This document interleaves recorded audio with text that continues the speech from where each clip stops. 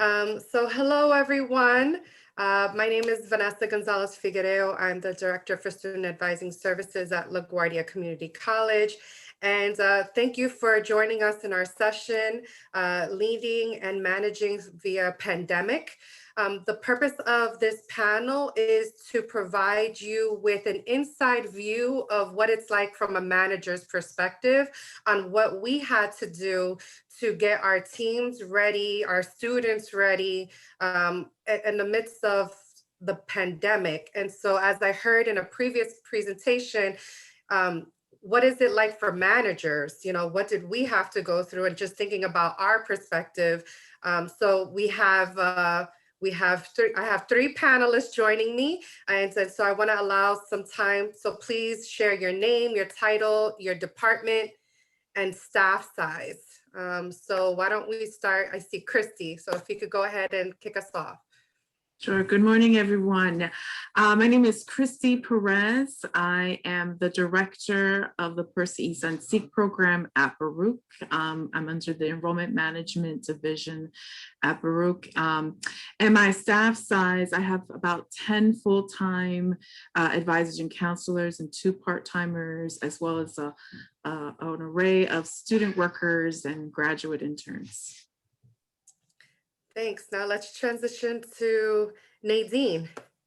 Good morning, everyone, and welcome to our session. I hope you learn a few gems and perspective. My name is Nadine Brown. I serve as the ASAP director at Bronx Community College, where I manage a team of 34. 24 of those staff members are academic advisors, coupled with a retention specialist, recruiters, as well as a student engagement coordinator. And then we host I staff about 18 to 20 part-time peer mentors. All right, and now Jody. Good morning, welcome everyone. Thanks for joining us. I'm Jody Clark-Weissman. I'm the Director of Honors and Fellowships at Baruch. I'm in my 10th year at Baruch, and I have a staff of 7 full-time people in 2 different offices. I'm actually in the Division of Teaching and Learning. So welcome. Thank you all. And then again, I'm from LaGuardia. I have a staff of 18 senior advisors. It's a department of 30 full-time and part-time staff.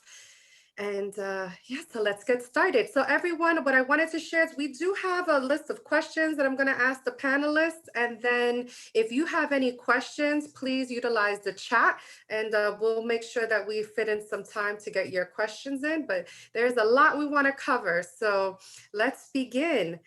All right, so the first question I'm going to ask here is, what concerns did you have during the transition? So CUNY told us we got to work from home, right? We got an email.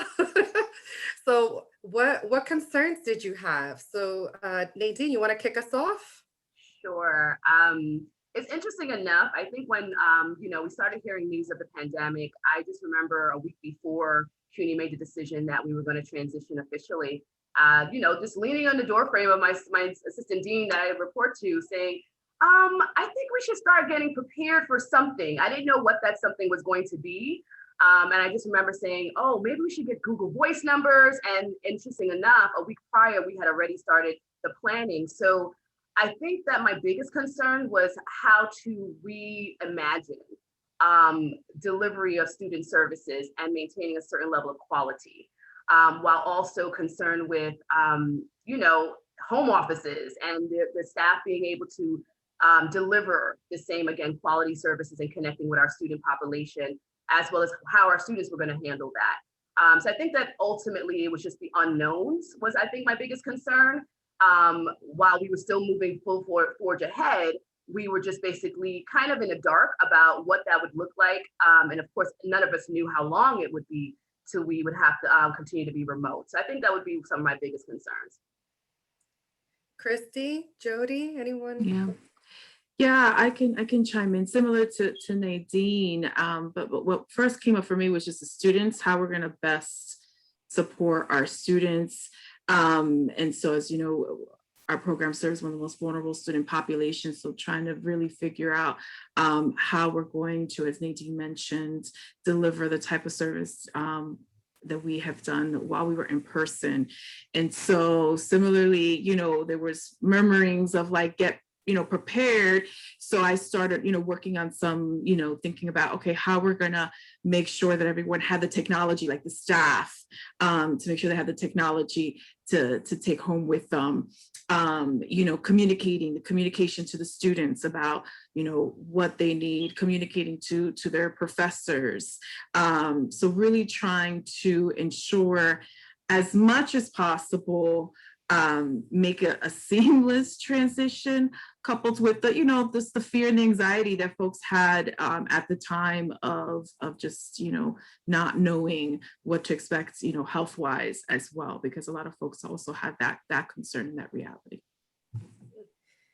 I would add, I reiterate what Nadine and Christy said, but would add, it's such a classic middle management problem that there's really very little guidance. And actually, I had to make the call to my staff. We received this sort of cryptic text saying students aren't reporting to class, nothing about staff. And so I spent Sunday night thinking, I can't send my staff on the subway and the trains. It just did not feel safe. And it was that moment, and I don't do this often, but I didn't ask for permission. If I needed to, I was going to ask for forgiveness. And so making that call was a concern, in addition to how are we going to serve our students and what are the channels we're going to use. Yeah, that's great. I mean, because that's similar to what happened with me. Because my team, I remember Friday, we're like, Vanessa, what is going on? What are we going to do? And I said, you know what? We're just not going to come back. And that's it. Like and when I got the email, I said, thank goodness, because I thought I was going to get in trouble, for taking such a position. But it's true. And let me lead with this next question, and I'll start, and then someone else could follow. But like personally, what came up during the transition, leading the team, and how did you manage stress? And, as a manager, like my mother was just hospitalized in February prior to the pandemic. And so after, as I'm hearing, I'm like, maybe she had COVID, and I remember the doctors telling me, and so I'm over here managing my 2 children, my family, my mother who's elderly, and then saying, okay, now I got to transition the whole team and worrying about them. And so it was a lot of stress at the time. Like, do they go to daycare? Do they not go? I mean, it was constant battles and so it was a hard time on me. And my team often say, like, I don't know how you do it. And I don't know how I did it either, but we figured it out. we figured it out. And I'm just I have to say, like, if I could pay my daycare provider more money, I would send her on a vacation, something, because she helped me survive. But it was hard. It's hard leading a team in the midst of what everyone echoed, the technology, the so not only the staff, because that was a big priority, but then the students, so there's layers here. So anyone else, how did you manage your stress? Vanessa, as you said it, because I have a 3-year-old daughter. And so it was like the reality of having to lead a team of folks and, motherhood and all of that comes in. I think grace, that's the word that came up for me. I'm fortunate enough that my team were very familial like. And so just trying to focus on, we're doing the best that we can. And giving a lot of flexibility and space, because this was uncharted territory. Like there was no manual. There wasn't a place, there wasn't even like a mentor that I could call and say, how do you, like there was nothing. And so recognizing that, having to lean on members of our team and each other and our support system, and trying to do the best that we can. So giving myself grace and reminding my team, like, we're just trying to get it day by day. And that was the other thing of just this moment to moment is how we were trying to handle it. And I guess I would say that, I actually, my personality, I rise to the occasion through kind of hectic chaos, logistically just trying to figure things out. So I kind of went into that mode where there was a matter of, number one, wellness checks, right? Like I needed to know how my team was doing mentally, physically, because again, early in the process, there was a lot of unknowns and we didn't always know again, you mentioned your mom wasn't well, and did she have COVID? And there was kind of like this kind of fear in that respect. And then also, so it was a lot of wellness checks. So I feel like our communication, if you think about in person, when people come into the office and they say good morning and how you're doing, you're able to kind of have those little touch points throughout the day. So we had to be much more intentional in terms of reaching out. So my associate directors were amazing. They set up group text messaging, and that's before we had the Teams messaging. Just really just setting out, how you're doing. Are you, how are you showing up? Again, just making sure that, again, technology and stuff like that was in existence. And I just remember like us saying, how many laptops do we have? Who needs a laptop? Some people, they're like, my laptop is like 10 years old. So it was a lot, I think, to handle in a very tight space of time. And I think for me, just being able to be agile, and I think, Christy mentioned it, being flexible, super flexible. I have a lot of staff that are parents. At the same time, we went remote, DOE went remote. So there was like this juggling of just letting the team know that, hey, none of this is normal. And my expectations is that you show up and you do the best that you can based on the circumstances. And you keep showing up for our students and you communicate what challenges you're having. And some of those challenges came through by way of direct communication to me or through my supervisors who I charge with that responsibility to manage their direct teams. But again, as far as stress, I think there were days where, just being Zoom fatigued. And then, we talk about the pandemic, but obviously I'd be remiss to not mention that there were major critical moments in our society over the last year that for me were very emotional and hit home very closely. So managing that and still having to show up and put on the brave face, I think was the challenge of keeping that balance of basically, dealing with your own, but still being open and approachable and free to provide that support to your team. It's interesting that you say that because, often managers do have to show that brave face. And I remember talking with one of my colleagues and saying, maybe it's important for them to see us break down, right? Like maybe it's because we're humans too. And I had a very close friend who actually, the MTA worker that saved, there was a fire. That I know that person and who passed away. And I was just so emotional and I started breaking down crying. And I told I can't today. Like, I'm sorry. Today is not that day. I cannot lead this team. And it's important for them to see the humanistic side of us because we're there, we're leading, we're charging. It's a pandemic, we're flexible, but we're people too. And so, and it was interesting. I mean, not that I didn't expect it, but the outpour of love and support, that they also gave was important to me just as a person, as much as I do for them. And so there was so much that happened. I mean, just not the pandemic, but, we have to remember, like, yes, grace, but, I'll cry in front of my team now, which is something I would never have considered in the past. I do GIFs often. I would have never done that. Like technology has changed it. Absolutely. I mean, I had a moment as well later on, like just during a staff meeting and just having to be like, I need a moment because it got to be too much. And then, I have team members that do check in because as someone has said earlier, they wonder, how do you do it? Right. And then normally, like, we're all doing something. There's nothing specifically special of what I may be doing. We're all managing multiple things at the same time. And I think, so even having members of our team checking in on us as well has been helpful because again, as cliche as it may sound, it is a collective effort. It is a village that required us to be, doing this together. So I'm looking through the questions here. So how prepared did you feel for we went spring 2020, everything hit the fan, fall 2020. How prepared was there any changes? Were there any shifts that occurred in your leadership style or what was presented for students? Like, what was your thought process? Jody, you wanna? I think for me, we had it down. My team are just rock stars. It really took Charlie Nutt saying, New York City was at the center of this for the world. And CUNY doesn't have a lot of resources, and we're used to doing a lot with very little. So I just want to take a moment to thank my advisors and the people in this session, because like we really accomplished something and we should really celebrate that. But as we moved into fall, we had the logistics down. The saying we have on my staff is expedition spirit. We don't know where we're going, but we're going together and we're going to figure it out. And I think for me at that point, it came to be extreme concern about my staff.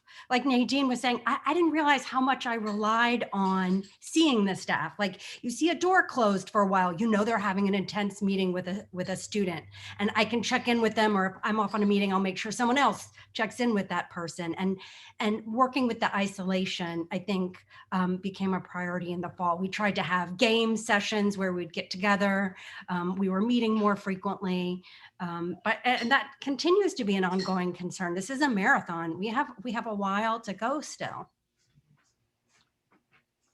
And I guess I would add that same with Jody. I think over the summer we were able to get our ducks in a row. We, maximized our modalities. We were connecting with our students. We were full charge ahead in terms of new student registration. So there were processes, some kinks that were happening where we had to like scratch that plan. That's not going to work. Zoom wasn't work.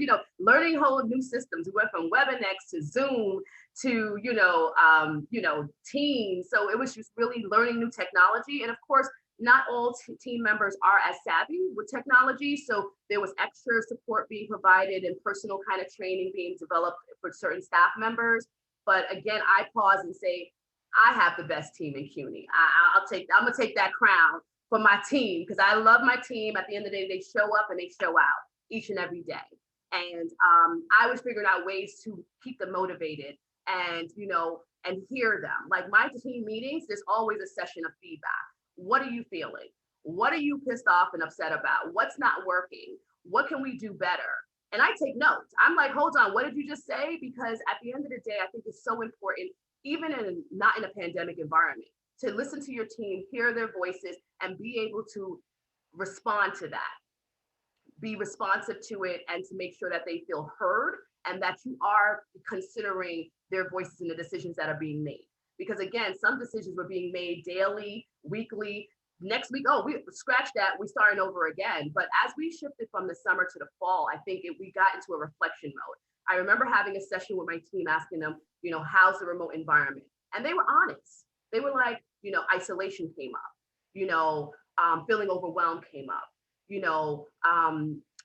not being able to connect with their students, especially the new students, the way that they were used to, but building that rapport. Those things came up. But one thing that I took out of it is that they're feeling a little bit better. After having done it for about 6 months at that point, they felt a little bit better. They were finding ways to connect with each other, doing Zoom meetings and things like that. I started incorporating like a social hour where there's no agenda. There's no, and the first one turned out into a show and tell of animals, COVID pets. People who got pets in COVID. So again, I just wanted to create an environment and a space for our team to be able to release the stress, but also be able to talk about it and find solutions to it. So I feel like the fall, we also was able to reflect on what just wasn't working operationally. How can we incorporate new technology or build upon things that worked when we were in person, and how do you convert that into so we continue to enhance the virtual environment and how we supported our students, how we connected and engaged. We started increasing our student engagement activities and workshops. So I think the fall allowed us to kind of say, okay, this is going to go on for another semester. So what are we going to do different? We have another recruitment cycle coming up. We have registration opening up in October. How are we going to do this different? And really, and I'll end with this, is that it led to enhancement. So like one thing we did, for example, was we expanded modalities in terms of connecting, right? I feel like students have all sorts of ways, text messaging, Zoom calls, phone calls, and being able to reach students where they are. And I think I saw it in the ending of yesterday's session, where it talked about an advisor saying, while I missed the rapport in person, I have so many different ways to connect with my students. Mhm. And I think that that's some of the positives that I've taken out of this, because I feel like some things we should never go back on. Because some things, let's be honest, was kind of antiquated when we were in person. And now we've opened up this whole world of technology and how we can reach our students and reach them where they are. So I wanted to just share that. I agree, because there were things that I said, why didn't we do this or think about this before? Like, why why were we Mhm. doing it in such a way? And it made our practices more efficient. And so we did a lot of what you also described. I just want to remind the participants that if you happen to have any questions that you want to pose to us to respond, feel free to use the chat. I think all of us could probably say that we love our teams. I do. I mean, I honestly say that we're the rock stars. And so I mean, that we have to, right? We have to love our teams in order to be able to thrive and do our work. So, I want to say, I'll take your crown and I'll up you one. I'm laughing because if you're checking out the chat, I'm checking out the chat. My team's getting there already. So I want to transition a bit, and we talked about this previously when we were discussing. I know that no one that there's no manual for having to lead in a pandemic, but was there anything that probably you felt prepared or could or said, okay, I can do this because I have done this in the past, so thinking about like experiences. So I have some things I'll add, but I wanted to pose it to you ladies to share first. Jody? I would just say in retrospect, there are things that happen in your career where you pick up school skills that you think you will never use again.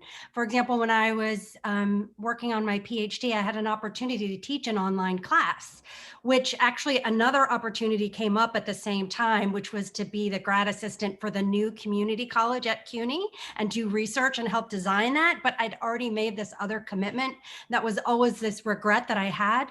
But now all these online skills came in handy and I appreciated that. So any work that you're doing that might not be your favorite, you never know how that's going to serve you in your career going forward. The other thing it made me just appreciate a lot of good practices that we had helped us. So we have an advisor who's 7 floors above us. We call it the penthouse. And to try to make that less isolating on registration, which was the day after we closed. We went Friday, we closed Sunday, said we're not coming back. Monday was registration for our students. And we had this Google Doc where we had these little categories where you could post what kinds of problems you were having. And as a team, we would solve them together. So some of those online processes that we had were helpful. And even just going from paper, when I started, all our student files were still in paper. So each of those accomplishments I appreciated. Anyone else? I would just share, as far as the only thing that prepared me as far as like getting, I think Nadine has shared earlier, like this calm and let's get into action mode. My first week I used to be a classroom teacher, and my first week as a classroom teacher was 9/11. And so I remember that moment when I'm in a classroom full of young people and this crazy time was happening, and having to then have to get into this gear of like, okay, we are going to get through this, and having to, really take that monumental time. And so when I also reflected at that time of, we were able to get there through that moment, with the students and with my, at that time, my fellow colleagues as educators and everything. So we're going to be able to manage this. And so having those two monumental times was the only time that I could think about that really kind of prepared me for this. I'll add one short thing is that I have to give kudos and credit to just my tenure in ASAP. As you guys, some of you may know or not know, ASAP, I started ASAP back in 2009. So I've been with ASAP for about 12 years now. And over the last 5 or so years, it's been in this locomotive movement as it relates to just moving at such a fast pace. It was a lot of, a lot of pressure as it relates to the visibility of the program, and folks looking at, the outcomes and whether it's going to be a success or not. And I found that because we use a lot of data to inform what we do, every semester there were changes in terms of how we were going to implement the different aspects of the program. So I think that has trained me to be super agile and being able to take what central office might say, this is what the plan is going to be, and taking it to your local campus, because it looks different on different campuses, right? So taking it to your local campus and saying, okay, folks, this is what we got to do. This is how we have to figure it out. These are the players involved, the stakeholders. So it takes a lot of logistical kind of movements. And I felt like when this whole pandemic hit and having to reimagine operations and doing all of that, it almost was like, it was like on 10, right?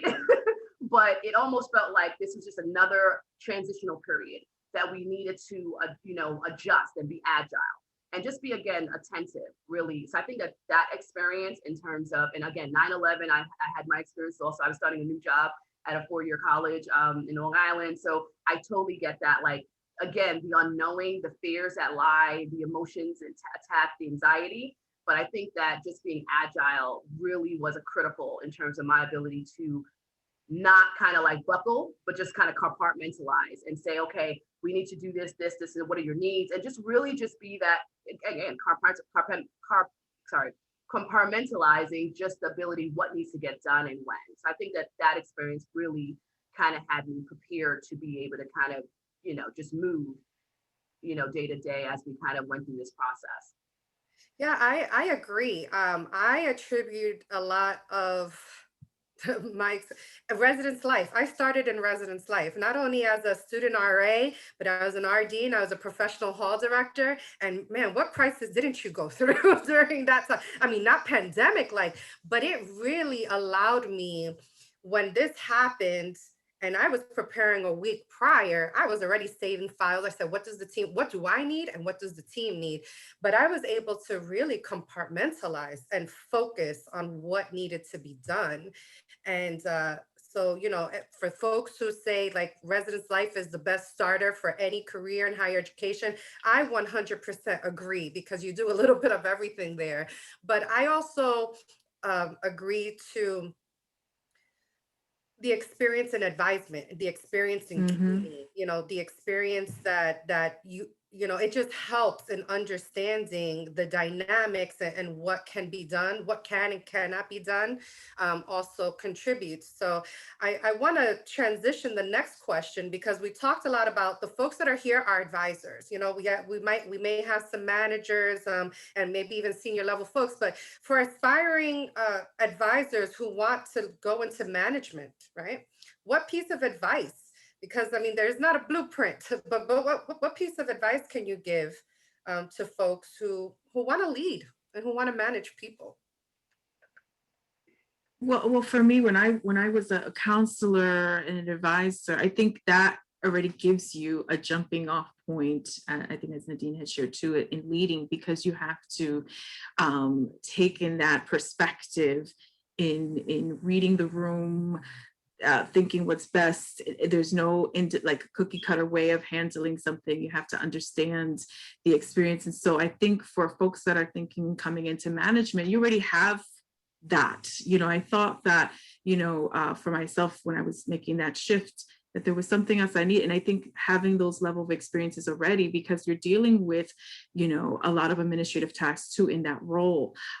So my advice would be just to trust your instinct as you're coming into that capacity, because you already, I feel like as advisors, I feel this about advisors and teachers, you are already leading and managing a lot. And I feel like that translates well into leadership roles. And I guess you want to go? I guess I will add, I see it two-part, right? So I think any advice that I even give to colleagues that I speak with from time to time is that I think the hardest transition from being an advisor to a supervisor is demonstrating your ability to lead and to manage. And I oftentimes say, we know that advisors are basically the A to Z, right? You were doing it all. You're the counselor, you're the financial advisor, you're the mother, the parent sometimes, you're the, the coach, the cheerleader, you're doing it all. And I think that while the workload might sometimes seem a lot, it's important to kind of build your repertoire of experiences. And that sometimes means that you might need to take on responsibilities that are just not part of your primary job description. And I mean, what I mean by that is, connecting with your supervisor and other colleagues at the college or even across CUNY, getting involved in committees and councils.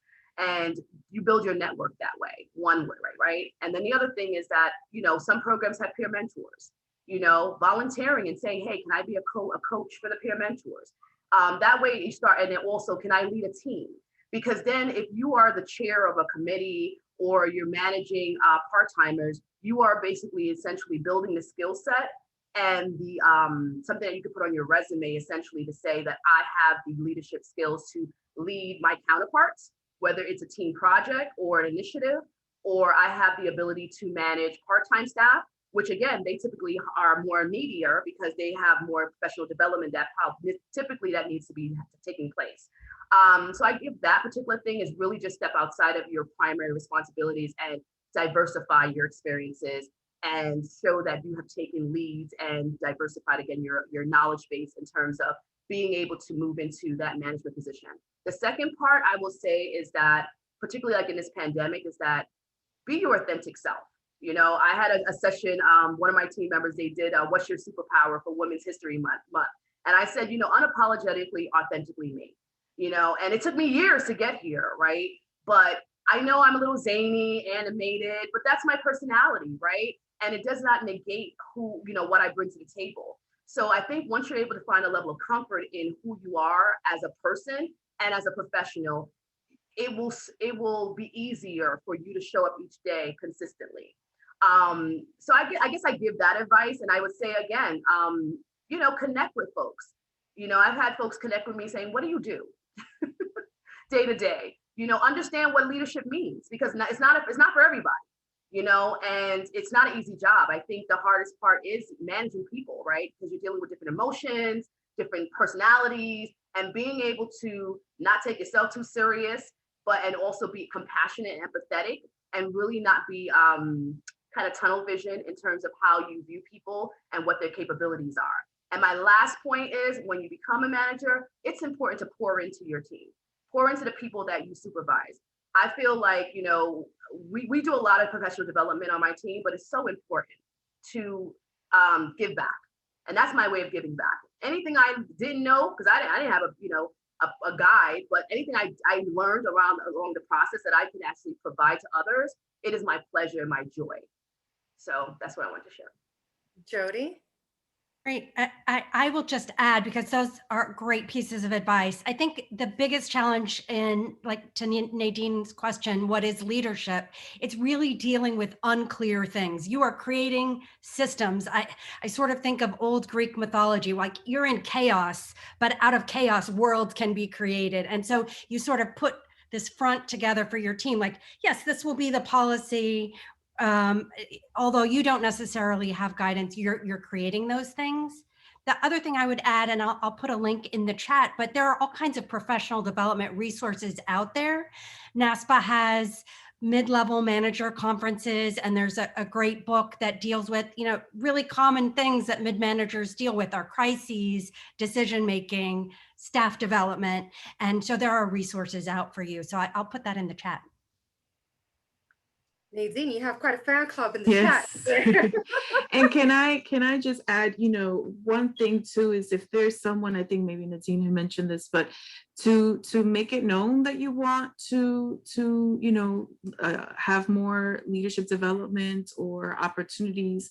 I've been very blessed to have mentors, and my predecessor would take me to meetings, even as an advisor and counselor, just have me be in those spaces so I can observe and get a sneak peek of what happens behind the scene, because I think that's a critical piece of it all. Because sometimes I know I loved being a counselor and advisor, and I could never imagine myself going beyond that, because I love working with students so much. But what she shared with me by taking me into those spaces is, again, taking those skill sets and understanding that I'm still servicing students. right, on a larger platform. And then making sure that I bring, so I bring my team along.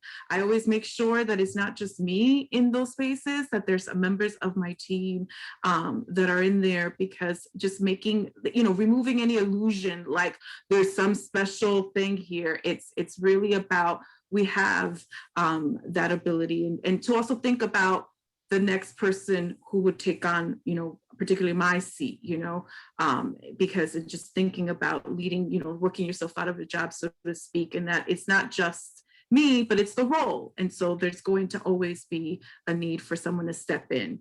And so making sure that folks have that opportunity. I'm so glad you mentioned that, because that's what I emphasize to my team as well, because it's one thing for us to identify amongst our team, like, who their skills, their strengths, to lead and to manage, but we also need them to recognize it within themselves. And so I put them into committees, and they're like, why do you put me? Because I see something, and they hate it. And then afterwards they're like, thank you so much. And it's like, okay, I'm glad you enjoyed it, because I remember when you were fighting me tooth and nail of not wanting to do it. And Jody, yes, thank you for sharing that resource. I forgot, I actually read that book. I purchased that book years ago when I knew that I wanted to move up. So those of you who are in attendance, if you're thinking about moving into middle management, I do recommend reading that book. And you're welcome, Melanie. And so all right, so we are good on time, but I want to ask this last question, and then I do want to open it up to any questions that come up in the chat. So thoughts on leading and managing as we look ahead to fall 2021. What is that? What are your thoughts? What are you thinking? I personally, I don't know. I just breathe deeply and I release. I think for me, it's like it's something that came out of I serve on the advisory board for Women Up at my campus, which is a women's or club for students. And we go into which our theme this semester was basically radical self-care. And there was, I know we didn't really talk about this, but it was a struggle of the balance, right? I think you asked about stress. And sometimes we don't equate stress to things are just not good, right? You might not be super stressed out, but you just your balance is totally off. And I think that when I look towards, fall, like this morning before this call, I was on an emergency call with admissions about new student registrations. We have to shift gears, reset, because something just didn't work this week. So I foresee consistent resets. I know more what to expect in terms of needing to be agile and not being comfortable when a decision is made and saying, okay, this is how it's going to be for the next at least semester. That's how things are, right? Policies go in for the semester, it might change next, but just being, again, continuing to be agile, taking time for myself. Like, I just remember when we went remote initially, it was like, no, you guys can still take vacation, right? Like, you guys can still take time off. You need to recharge your battery. So I think I look forward, I'm an optimist, realist, right? So I look forward to the challenges that are up ahead. Again, I think the team has shown so evidently that they are here for the students. So I don't doubt, I almost feel like things can only go up from here. Maybe I'm being a little naive, but I only hope that things can go up from here. Just looking at the trends and what's happening as far as the pandemic and so forth. So I'm optimistic. And I think that to everyone, self-care, take a moment for yourself. You deserve it. You've earned it. And I think that's what I look at as far as the fall semester. And it's good to hear that we got a little more money in the budget, right? Mm-hmm. So that budget crisis is something way over all of our heads. So kudos to the state government in terms of hopefully more resources through CARES Act and things of that nature will come down the pipe that will be a great help to our students and to our institutional operational costs. Yeah.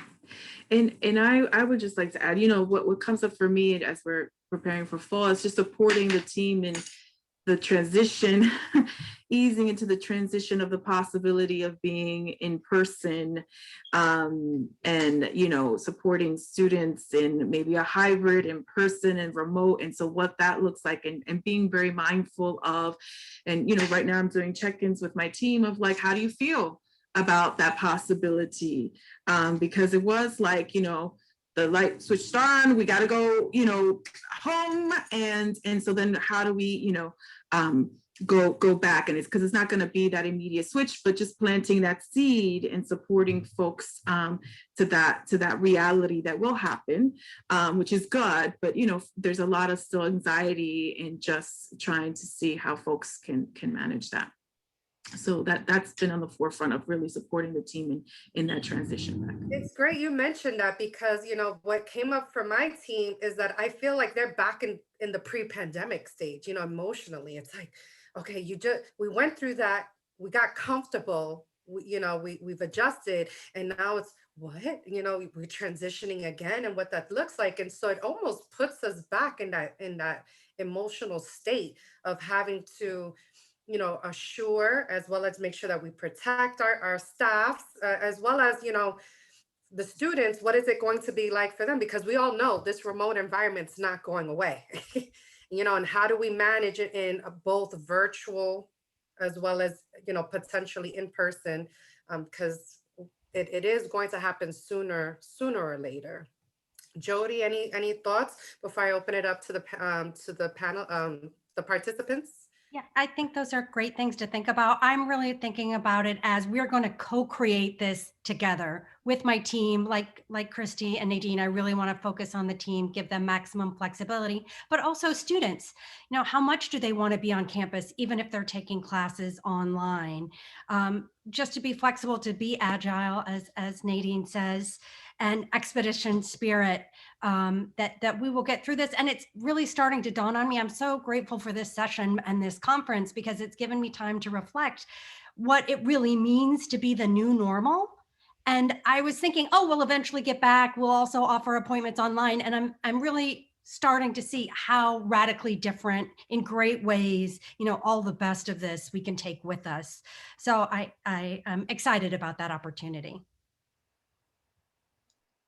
Well, thank you, ladies, for joining me in this session, and offering your words of wisdom and your expertise in the fields. And I hope that those who joined us were able to take away some gems, as Nadine mentioned earlier, regarding what, your future in higher education, whether in advisement, but certainly in middle management, and just to get a glimpse of what it was like for us leading a team, and dealing the complexities of our own personal lives, as well as the complexities of work.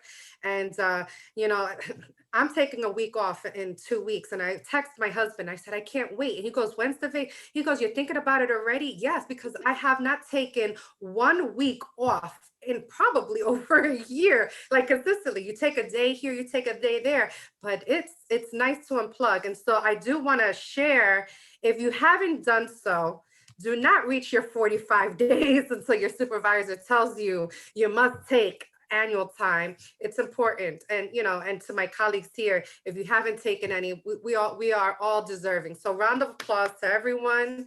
Thank you. And are there any questions that you have that you want to ask before you go?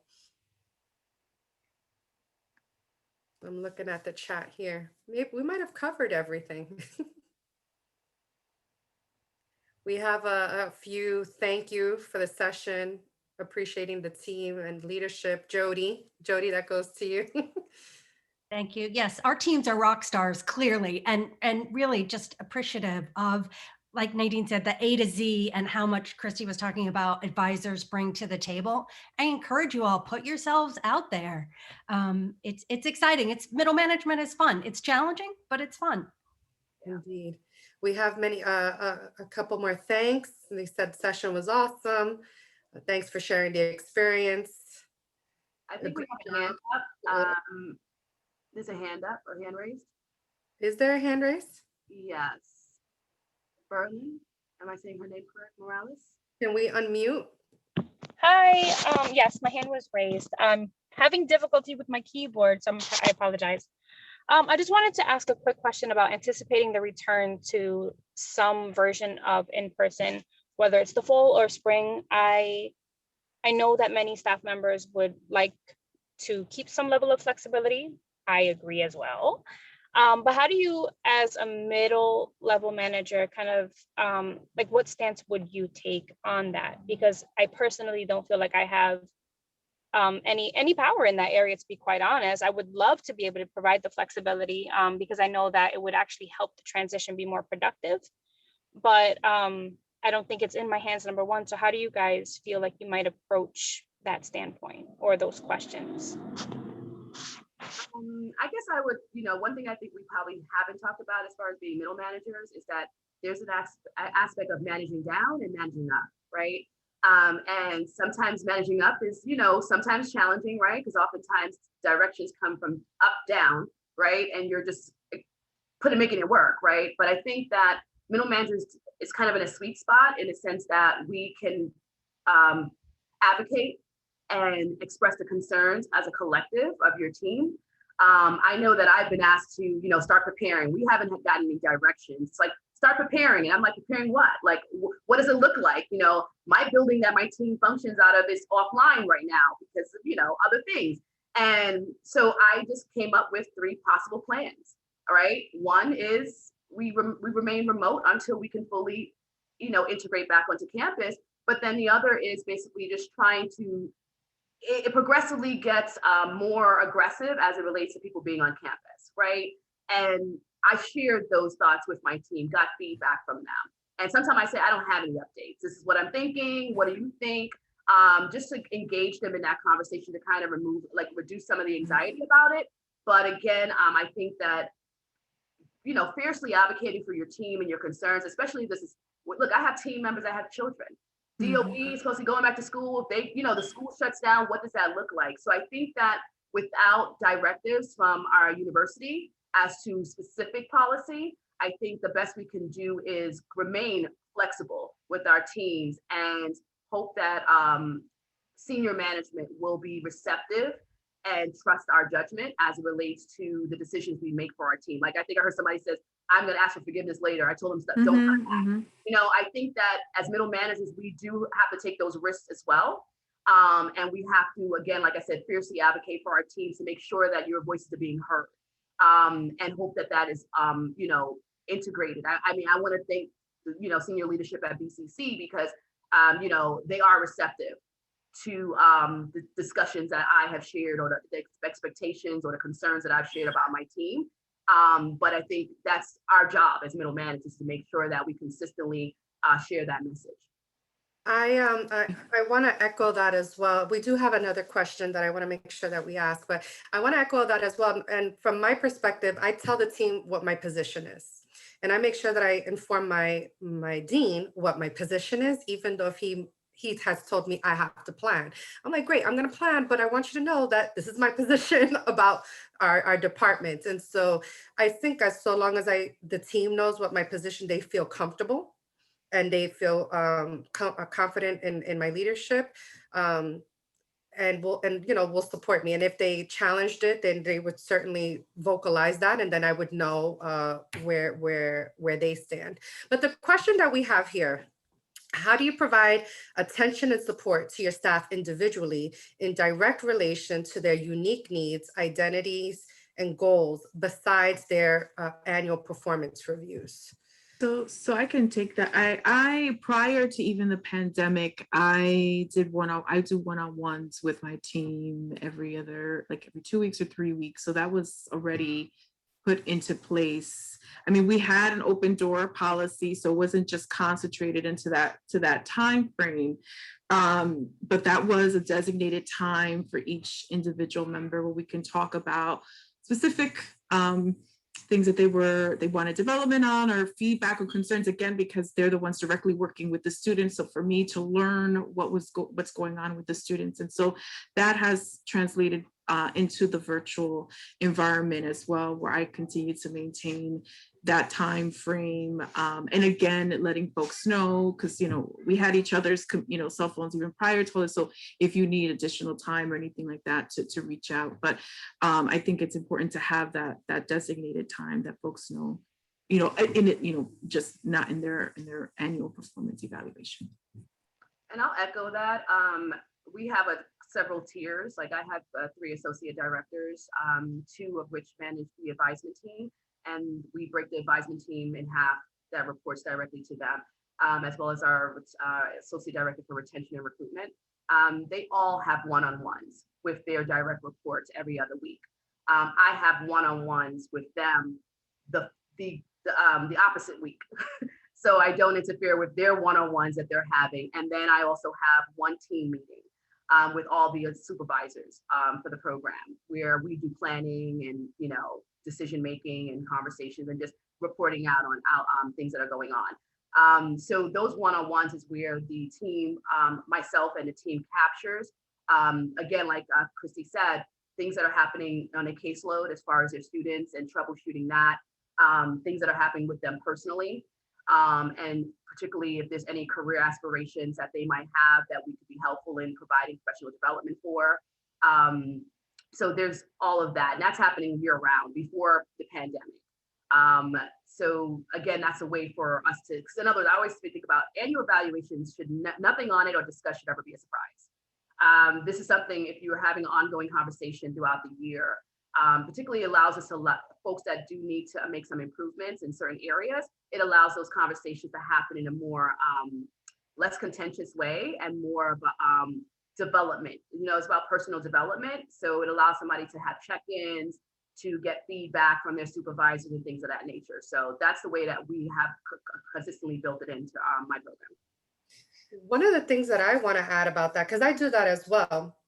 One of the things that the pandemic and this whole this new normal is that I'm able to check in with my team more. So I don't just wait on the one-on-ones. I have so many individual chats with them. And that's something that I did a bit, but we were always in meetings that required me to be in other buildings and walk. And the minute you get into the office, you go into your own office and it's whomever comes to you. Now I find that I go to them. I'll write them, and you know, they'll share with me. You know, everybody has their own personal, you know, stuff, right? And so I check in afterwards. Hey, how was that eye appointment you had? Or, oh, I saw that your child had, you know, a recital, you know, like how did that go? And so I'm able to actually connect more, not just on a personal level, but then also address work matters, you know. Yesterday, while we were in this summit, I was, you know, following up on caseloads and you know, and reaching out to them individually. And so again, like Nadine said, nothing should ever be a surprise. But I have found that I am more accessible and I'm reaching out to them more than I ever have in the past. And that's a good and bad thing. I mean, it's even weekends, evenings, it's like if Teams goes off, I'm responding, which is, again, it goes back to self-care. But I wanna make sure that, I mean, we have passed our time frame here. I wanna thank everyone again. Thank you for those who participated. This is being recorded. If you wanna go back and look at the book that Jody recommended in the chat. Kate, is the chat going to be available? Okay, perfect. And so please make your way over to our main room and we will have our final keynotes and then end the day. So I hope this was helpful to you. Thank you all. And thank you guys. Thank you, everyone. You. Thank you. Bye. Be safe. Be well. Yes.